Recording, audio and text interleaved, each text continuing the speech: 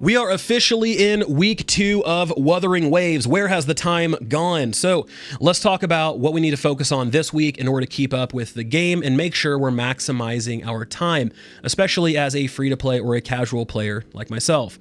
So here's where we need to spend our attention when it comes to continuing in Wuthering Waves. One, we want to make sure to do the story missions. If you haven't completed the story yet, please make that your priority to get that done, because once you do that, we can start focusing on other areas. Number 2, we want to do our weekly boss battles. These have really good rewards, so we want to make sure to do that. You only have to do them 3 times per week, so please go knock those out first and foremost. And then we want to push our Tower of Adversity level and our Illusive Realm level, because both of these things, again, are going to give us good rewards. We get a special currency for each one, and we can spend them in the different shops, which is going to be good because you can purchase specific echoes that are going to make your team even stronger.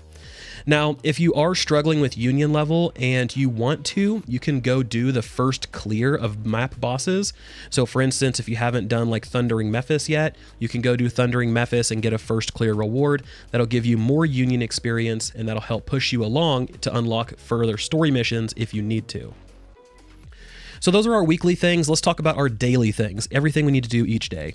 1, we want to do our daily activities. These are very quick, very easy to do. It's going to level up our union level, which again dictates a lot of things in the game, including rewards, world rank, kind of your levels for Ascension, all of that stuff. So we want to make sure to continue pushing our union level. Second, we want to farm the bosses that we need specifically for upgrade materials. So for instance, I have Calcharo and I have Verena. Verena needs Ascension materials. She has to go down and do the Whining AX down in the Whining AX Mire. Going and doing that boss is going to give me her Ascension materials. So make sure to kind of target farm these, because again, we have a certain amount of wave plates that we have to spend each week, and making sure to spend them on worthwhile Ascension materials is going to be key. Then we want to do any sort of our side quests and tutorials that we still have outstanding. 1, they typically give large amounts of union level experience, which is good, but they also tend to give a decent chunk of upgrade materials. So making sure to get those things knocked out is going to be very important. Then if you're into it, you can check for shinies. Shinies are specific echoes called phantoms. These will provide you with a different skin for an echo, but they don't provide any extra bonuses or stats or anything like that. So if you're not really into the whole kind of like appearance customization thing, you don't necessarily have to go and farm these.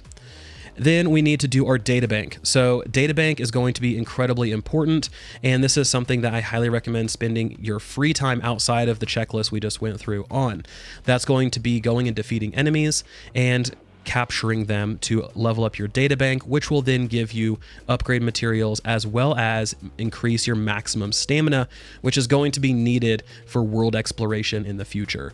So make sure to not neglect your databank. Try to shoot for level 15 to 20 for week 2. That way we can be ahead of the curve and we don't have to try to push so hard when we need to when more story comes out. And then if you have a lot of extra free time, I would go through and explore the world, look for chests, look for Sonnet's caskets, which are those glowing golden cubes, so we can level up our relic merchant, and then look for any tacit fields that you want to complete in order to get more upgrade materials. So guys, that is everything to focus on for this second week.